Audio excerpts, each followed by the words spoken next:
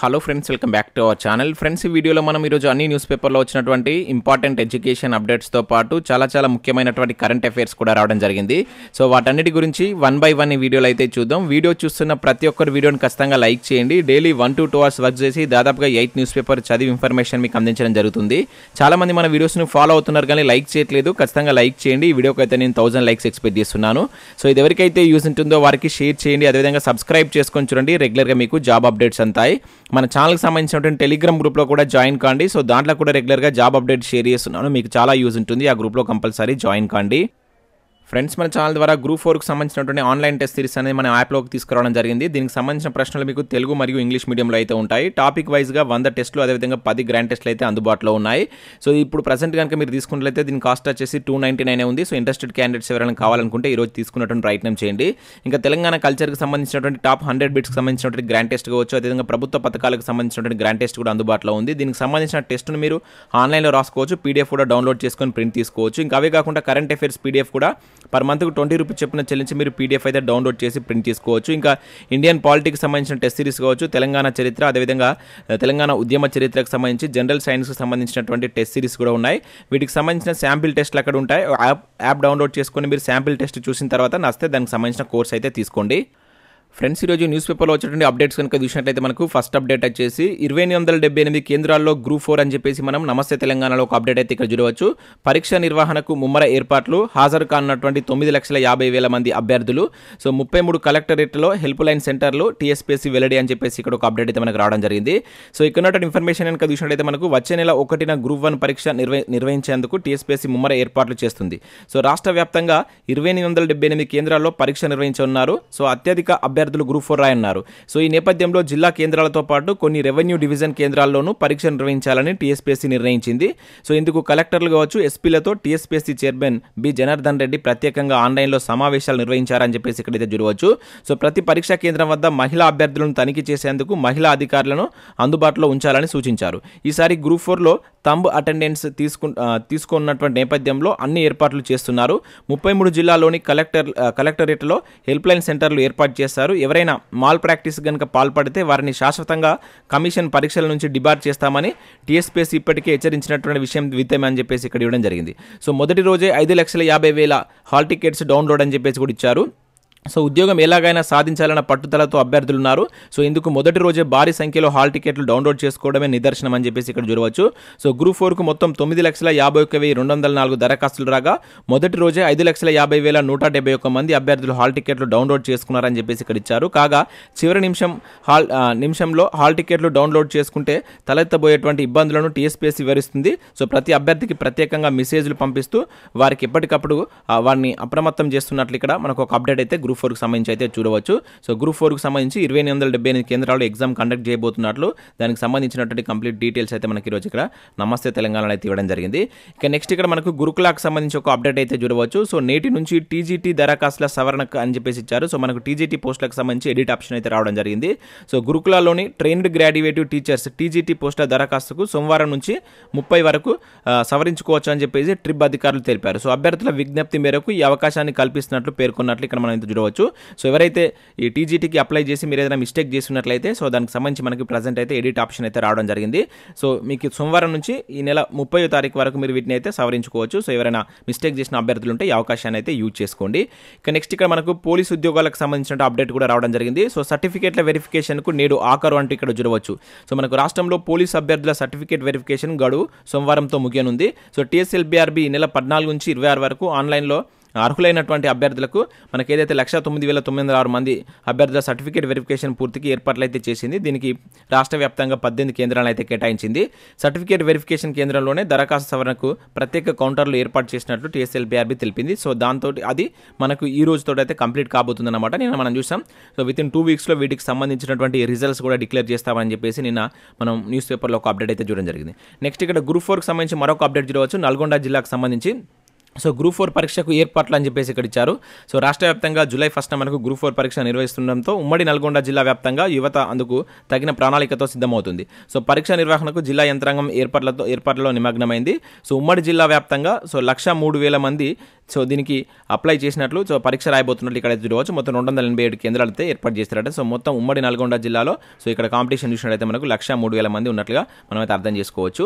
ఇక నెక్స్ట్ చూసినట్లయితే మనకు ఈనాడు ప్రతిభకు సంబంధించి ఇక్కడ మనకు ఇండియన్ ఎకానమీకి సంబంధించిన ఒక ఆర్టికల్ అయితే ఇవ్వడం జరిగింది. చాలా ఇంపార్టెంట్. గ్రూప్ 2 గ్రూప్ 3కి ప్రిపేర్ అవుతున్న అభ్యర్థులు వీటిని చదివేటువంటి ప్రయత్నం చేయండి. ఎకానమీ చాలా ఇంపార్టెంట్ సబ్జెక్ట్. మీకు గ్రూప్ 4లో అయితే గ్రూప్ 2 ఆర్ గ్రూప్ 3లో 150 మార్క్స్ వెయిటేజ్ ఉన్నటువంటి సబ్జెక్ట్ కనుక సో ప్రతి ఆర్టికల్ మీరు చదివేటువంటి ప్రయత్నం చేయండి. ఇక నెక్స్ట్ ఇక్కడ ఇండియన్ పాలిటిక్స్ సంబంధించినటువంటి ఒక బిడ్ బ్యాంక్ అయితే ఇవ్వడం జరిగింది. సో వీటిని కూడా ప్రాక్టీస్ చేయండి. మనం ఆల్రెడీ ఇండియన్ పాలిటిక్స్ సంబంధించి గ్రాండ్ టెస్ట్ అయితే చేయడం జరిగింది. నేను ఒక వీడియో అప్లోడ్ చేశాను, అంతకుముందు ఒక వీడియో అప్లోడ్ చేశాను. మన దాంట్లో గ్రాండ్ టెస్ట్ కూడా ప్రతిరోజు మనం కండక్ట్ చేస్తున్నాం. సో ప్రతి ఒక్కరు వాటిని చూసేటువంటి ప్రయత్నం చేయండి. నేను ప్లేలిస్ట్ క్రియేట్ చేశాను, మీకు ఈ గ్రూప్ 4కు చాలా యూజ్ అవుతాయి. ఒకసారి చూసేటువంటి ప్రయత్నం చేయండి. ఇక నెక్స్ట్ ఇక్కడ ఆంధ్రజ్యోతి దిక్సూచికి సంబంధించి కనుక చూసినట్లయితే ఇక్కడ జీవ వైవిధ్యానికి సంబంధించి మనకి ఇండియన్ జాగ్రఫీకి సంబంధించినటువంటి ఒక ఆర్టికల్ కావచ్చు. అదేవిధంగా గురుకుల టీచర్స్ ప్రత్యేకం అని చెప్పేసి ఇక్కడ భారతదేశం సమాజ శాస్త్ర అధ్యయనం అని చెప్పేసి ఒక ఆర్టికల్ ఇచ్చారు. ఇక దాంతో పాటు ఇక్కడ పాలిటీకి సంబంధించి మనకు భారత రాజ్యాంగం ఆర్టికల్ 21(21)A సంబంధించి అదేవిధంగా జీవించే హక్కుపై ఉన్నటువంటి కేసులకు సంబంధించి మంచి ఆర్టికల్ అయితే ఇవ్వడం జరిగింది. సో ఒకసారి వీటి చదవండి. పాలిటీ అనేది చాలా చాలా ఇంపార్టెంట్. గ్రూప్ 4కు ప్రిపేర్ అవుతున్న అభ్యర్థులకు చాలా ఎక్కువ వెయిటేజ్ ఉన్నటువంటి సబ్జెక్ట్. అది 30-35 మార్క్స్ ఉంది. అండ్ గ్రూప్ 2 గ్రూప్ 3 కూడా మీకు ఇక్కడ 50 మార్క్స్ వెయిటేజ్ ఉంటుంది కనుక ఒకసారి వాటిని చూసేటువంటి ప్రయత్నం చేయండి. ఇవి మనకు వివిధ న్యూస్ పేపర్లో వచ్చినటువంటి education updates. So next current affairs చూద్దాం. ఈ రోజు అయితే చాలా కరెంట్ అఫైర్స్ ఉన్నాయి, చాలా ఇంపార్టెంట్ కరెంట్ అఫైర్స్ కూడా ఉండడం జరిగింది. సో ఖచ్చితంగా వీడియోని లైక్ చేయండి. ఒకటే వీడియోలో మీకు ఎడ్యుకేషన్ అప్డేట్స్ అదేవిధంగా కరెంట్ అఫైర్స్ కలిపి అయితే అందించడం జరుగుతుంది. చాలా మంది చూస్తున్నారు కానీ లైక్ చేయట్లేదు. ఖచ్చితంగా లైక్ చేసి మీ మిత్రులకైతే షేర్ చేయండి. సో ఇక్కడ మనం ఫస్ట్ కరెంట్ అఫైర్ కనుక చూసినట్లయితే భారత్ ఈజిప్టుల మధ్య వ్యూహాత్మక భాగస్వామ్యం అని చెప్పేసి ఇక్కడ ఒక ఇంపార్టెంట్ కరెంట్ అఫైర్ చూడవచ్చు. సో రెండు దేశాల నడుమ కుదిరినటువంటి ఒప్పందం. ప్రధాని మోదీకి ఈజిప్టు అత్యున్నత పురస్కారం ఆర్డర్ ఆఫ్ ది నైల్ అని చెప్పేసి ఇక్కడ మనం చూడవచ్చు. చాలా చాలా important. So order of the Nile మనకి ఈజిప్టు మోడీకి ఇచ్చినటువంటి పురస్కారం. ఈజీగా గుర్తుంచుకోవచ్చు. ఇక్కడ నైలు నది ఉంటుంది కనుక సో అదే పేరు మీద ఇక్కడ ఆర్డర్ ఆఫ్ ది నైల్ అనేటువంటి పురస్కారం మోడీకి రావడం జరిగింది. ఇటీవల కాలంలో మనకు మోడీకి చాలా అవార్డ్స్ వచ్చాయి. సో దానికి సంబంధించి కూడా ఇక్కడ మనకు ఒక ఆర్టికల్ అయితే ఇచ్చారు, అది కూడా చూద్దాం.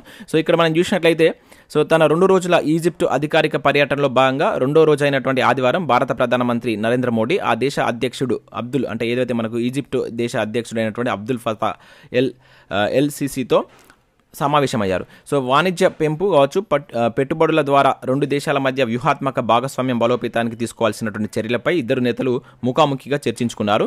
సో ఈ సందర్భంగా రాజకీయ అదేవిధంగా భద్రతా సహకారాన్ని మరింత పెంపొందించుకోవాలని చెప్పేసి నిర్ణయించుకున్నారు. సో మోదీ ఆహ్వానం మేరకు భారత్లో జరగబోయేటువంటి ఈ సెప్టెంబర్లో మనకు జరగబోయేటువంటి G20 సదస్సుకు హాజరయ్యేందుకు ఈజిప్ట్ అధ్యక్షుడు ఆల్ సిసి సో ఇక్కడ అంగీకరించినట్లు ఒక అప్డేట్ అయితే చూడవచ్చు. సో మోదీ పర్యటన సందర్భంగా భారత్ ఈజిప్టు మధ్య అత్యంత కీలకమైనటువంటి వ్యూహాత్మక భాగస్వామ్యం సహా 4 అవగాహన ఒప్పందాలు కుదిరినట్లు భారత విదేశాంగ మంత్రి మనకి తెలిపినట్లు ఒక అప్డేట్ అయితే చూడవచ్చు. సో దీనిలో భాగంగా మనకి ఏంటంటే సో పురాతన మసీదులో మోదీ సో అక్కడ మనకి ఏదైతే ప్రధాని మోడీ మనకి ఈజిప్టు కైరోలో ఉన్నటువంటి ఒక పురాతన ఆల్ హకీం మసీదును స్థానిక మత పెద్దలతో కలిసి సందర్శించడం జరిగింది. సో వీటి గురించి అడుగుతారండి. సో అక్కడ ఎటువంటి వాటికి వెళ్ళి మోడీ సందర్శించాడని చెప్పేసి, ఎందుకంటే ఇది 11వ శతాబ్దానికి చెందినటువంటి మసీద్ అనమాట. చాలా పురాతనమైనటువంటి మసీదును మోడీ గారు అయితే సందర్శించడం జరిగింది.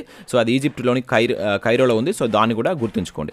సో ఇక్కడ మనకు నెక్స్ట్ చూసినట్లయితే సో మోదీని వరించినటువంటి 13 అంతర్జాతీయ అవార్డులు అని చెప్పేసి చాలా ముఖ్యమైనటువంటి ఇన్ఫర్మేషన్ అయితే రావడం జరిగింది. సో మనకు ఇప్పటి వరకు మోడీకి అంతర్జాతీయంగా ఇప్పుడు మనకి ఈజిప్ట్లో పర్యటించినటువంటి భారత ప్రధాని మోదీకి ఆ దేశం మనకు ఆర్డర్ ఆఫ్ ది నైల్ పురస్కారం ఇచ్చింది కదా. సో దీంతో అంతర్జాతీయ స్థాయిలో మోదీకి ఇప్పటి వరకు 13 అవార్డులు అయితే వచ్చినాయి అనమాట. ఆ 13 అవార్డులకు సంబంధించి ఒకటే దగ్గర మనకి ఈరోజు ఈనాడు న్యూస్ పేపర్లో ఇవ్వడం జరిగింది. ఒకసారి దీన్ని స్క్రీన్ షాట్ తీసుకొని లేదంటే ఈనాడు న్యూస్ పేపర్ను మీరు డౌన్లోడ్ చేసుకొని చూసేటువంటి ప్రయత్నం చేయండి. చాలా చాలా ఇంపార్టెంట్. ఇక్కడ చూసినట్టు ఆర్డర్ ఆఫ్ ది నైల్ మనకి ఈజిప్ట్ ఇచ్చింది. అదేవిధంగా రీసెంట్గా మనకు companion of the order of the logo అనేటువంటిది పపువా న్యూగినియా ఇవ్వడం జరిగింది. అదేవిధంగా companion of the order of the Fiji అనేటువంటి కూడా అవార్డు ఇచ్చింది. అదేవిధంగా ఎబాకల్ అవార్డు అనేటువంటి పపువా న్యూగినియా. ఇట్లా చాలా అవార్డ్స్ మనకు మొత్తం 13 అవార్డ్స్ అయితే ఇవ్వడం జరిగింది. ఒకసారి వీటిని చూడండి. మనకు పోటీ పరీక్షల్లో వీటికి సంబంధించి అడగడానికి ఛాన్స్ ఉంటుంది. మ్యాచ్ ద ఫాలోయింగ్ అడగవచ్చు, ఇంకే విధంగా కూడా అడగవచ్చు. చాలా చాలా ఇంపార్టెంట్. ఒకసారి వీటిని చూసేటువంటి ప్రయత్నం చేయండి. నేను కూడా దాన్ని టెలిగ్రామ్లో షేర్ చేస్తాను. ఇక నెక్స్ట్ దేశంలోనే తొలిసారిగా పిండ మార్పిడితో సాహివాల్ దూడ జననం అని చెప్పేసి చూడవచ్చు. సో పద్మావతిగా నామకరణం అని చెప్పేసి ఇక్కడ ఒక అప్డేట్ అయితే రావడం జరిగింది. సో మనకు తిరుమల శ్రీ వెంకటేశ్వర స్వామికి పూర్తిగా దేశవాళీయ గోవుల నుంచి సేకరించినటువంటి పాలు కావచ్చు, నవనీతం, నెయ్యిని కైకార్యాలకు వినియోగించేలా అవసరమైనటువంటి దేశవాళీ గోలను తిరుమల తిరుపతి దేవస్థానం సమకూర్చుకుంది. సో దాతల సహకారంతో పలు రాష్ట్రాల నుంచి దేశవాళీ గోలను తిరుపతి తిరుమల సమీపంలోని ఎస్వి గోశాలకు తీసుకువచ్చారు. సో ఇప్పుడు తాజాగా దేశంలోనే తొలిసారిగా పిండ మార్పిడి అంటే మనకు సరోగసి అంటాం దాన్నే, ఆ పద్ధతిలో ఒంగోలు ఆవుకు సహివాల్ పద్మావతి దూడ జన్మించిందని చెప్పేసి ఇక్కడ ఇచ్చారు. మేలు రకమైనటువంటి ఈ దేశవాళీ గోజాతులను అభివృద్ధి చేయాలని నిర్ణయించి ఎస్వి గోశాల సంరక్షణలోని మేలుజాతి ఆవుల నుండి అండం సేకరించి ఎస్వి గోశాల ఏదైతే మనకు పశు వైద్యశాల విశ్వవిద్యాలయంలోని IVF ల్యాబ్లో కృత్రిమంగా పిండాలను అభివృద్ధి చేశారంట. సో వీటిని టీటీడీ గోశాలలో ఆవులలో ప్రవేశపెట్టి దేశంలోనే తొలిసారిగా విజయం సాధించారంటే ఇక్కడ చూడవచ్చు. సో ఈ ప్రక్రియలో భాగంగా శనివారం రాత్రి ఒంగోలు ఆవుకు జన్మించినటువంటి సహివాల్ దూడకు పద్మావతిగా నామకరణం చేశారంట. ఇది దేశంలోనే మొట్టమొదటిసారిగా ఇట్లా మనం చేయడం, ఈ సరోగసి చేసి ఒక దూడ జన్మించడం అనేటువంటిది మనకు దేశంలోనే ఫస్ట్ టైం ఇది. సో దాని పేరు పద్మావతిగా నామకరణం చేశారు. ఇది మనకి ఎక్కడ తిరుపతిలో చేయడం జరిగిందనమాట. మనకి ఏదైతే శ్రీ వెంకటేశ్వర స్వామి దేవాలయంకు సంబంధించి అక్కడ చేశారనమాట ఎస్వి గోశాలలో. చాలా ఇంపార్టెంట్, గుర్తుంచుకోండి. ఇక నెక్స్ట్ త్రిపురలో 75 సరిహద్దు గ్రామాలకు స్వతంత్ర సమరయోధుల పేర్లు అని చెప్పేసి ఇక్కడ చూడవచ్చు. సో దేశ స్వతంత్ర ఉద్యమంలో ప్రాణత్యాగం చేసినటువంటి అమరుల పేర్లను రాష్ట్రంలోని 75 సరిహద్దు గ్రామాలకు పెట్టాలని త్రిపుర ప్రభుత్వం అయితే నిర్ణయించినట్లు ఆ రాష్ట్ర సమాచార సాంస్కృతిక వ్యవహారాల కార్యదర్శి పీకే చక్రవర్తి ఆదివారం తెలిపినట్టు ఇక్కడ చూడవచ్చు. స్వతంత్రం వచ్చి మనకు 75 ఏళ్ళు పూర్తయిన సందర్భంగా సో దాన్ని పురస్కరించుకొని మనం ప్రజెంట్ ఆజాదీ కా అమృత్ మహోత్సవంలో భాగంగా ఈ కార్యక్రమాన్ని చేపడుతున్నట్లు అక్కడ మనకు సో ఈ త్రిపుర అయితే తెలపడం జరిగింది. ప్రజెంట్ త్రిపుర సీఎం ఎవరనేది కింద కామెంట్ చేసేటువంటి ప్రయత్నం చేయండి. సో గుర్తుంచుకోండి, రీసెంట్గా ఏ దేశం అంటే ఏ రాష్ట్రం 75 సరిహద్దు గ్రామాలకు స్వతంత్ర సమరయోధుల పేర్లు పెట్టనుంది అని చెప్పేసి డైరెక్ట్గా బిట్టాడడానికి ఛాన్స్ ఉంటుంది, త్రిపుర అని చెప్పేసి గుర్తుంచుకోండి.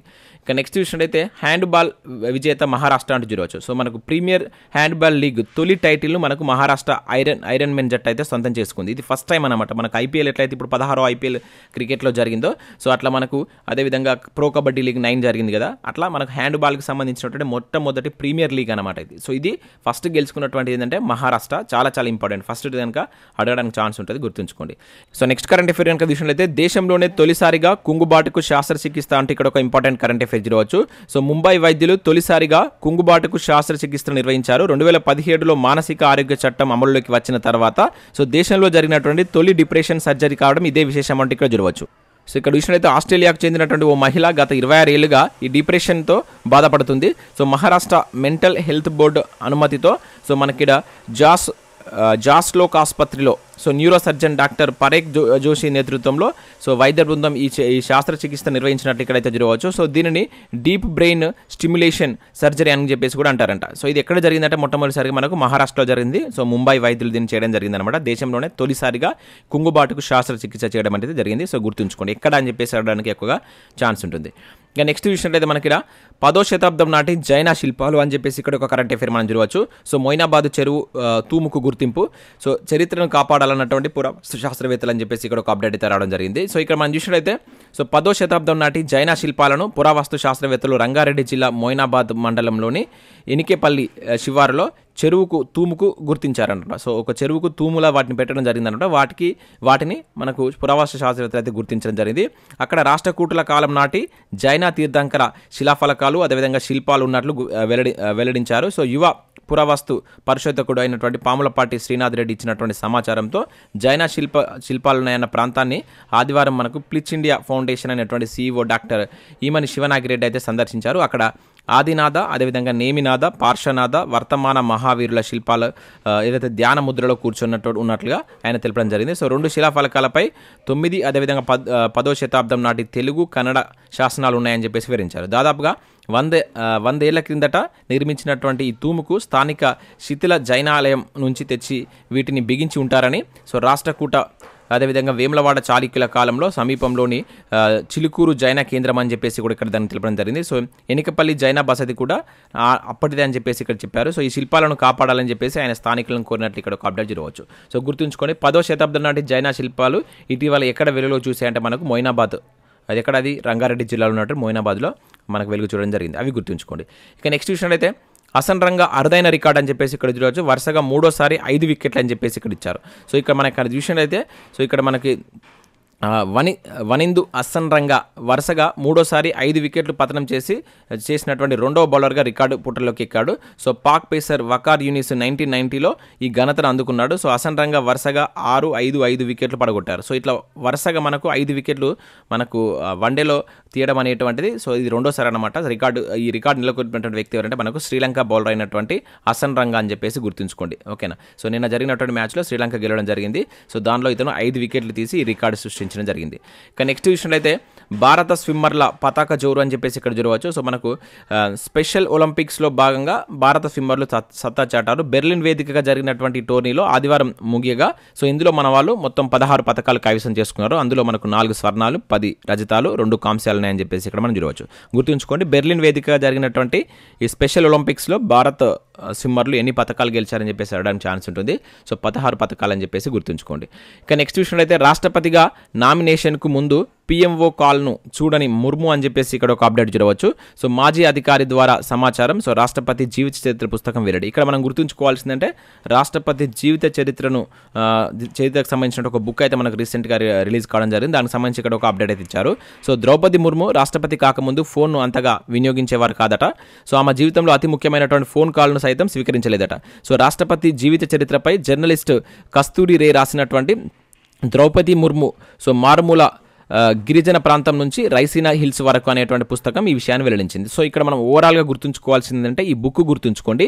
ఆ బుక్ను రాసినటువంటి పర్సన్ చాలా చాలా ఇంపార్టెంట్. జర్నలిస్ట్ అయినటువంటి కస్తూరి రే ఈ పుస్తకాన్ని రాయడం జరిగింది. అది దీనికి సంబంధించినటువంటి ఇంపార్టెంట్ కరెంట్ అఫేర్ అది గుర్తుంచుకునే ప్రయత్నం చేయండి. సో ఇవి మనకు వివిధ న్యూస్ పేపర్లో వచ్చినటువంటి ముఖ్యమైనటువంటి ఎడ్యుకేషన్ అప్డేట్స్, అదేవిధంగా కరెంట్ అఫేర్స్.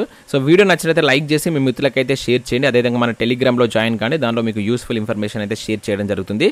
సో టెలిగ్రామ్లో మీరు SJTutorial అఫీషియల్ అని సెర్చ్ చేస్తే మీకు ఈ విధంగా గ్రీన్ కలర్ లోగో వస్తుంది. సో ఆ లోగోను చూసుకొని కన్ఫర్మ్ అయిన తర్వాత మీరు దాంట్లో జాయిన్ కాండి. అదేవిధంగా మన దాంట్లో యూస్ఫుల్ టెస్ట్ సిరీస్ అయితే ఉన్నాయి, కరెంట్ అఫేర్స్, అదేవిధంగా మనకు ఇది ఇండివిజువల్గా మనకు ప్రభుత్వ పథకాలకు సంబంధించి కావచ్చు, అదేవిధంగా అండ్ కల్చర్కి సంబంధించిన గ్రాండ్ టెస్ట్ కూడా ఉన్నాయి. ఒకసారి మీరు యాప్ డౌన్లోడ్ చేసుకొని శాంపిల్ టెస్ట్ అక్కడ ఉంటాయి, చూసిన తర్వాత నచ్చితే కోర్స్ అయితే తీసుకోండి.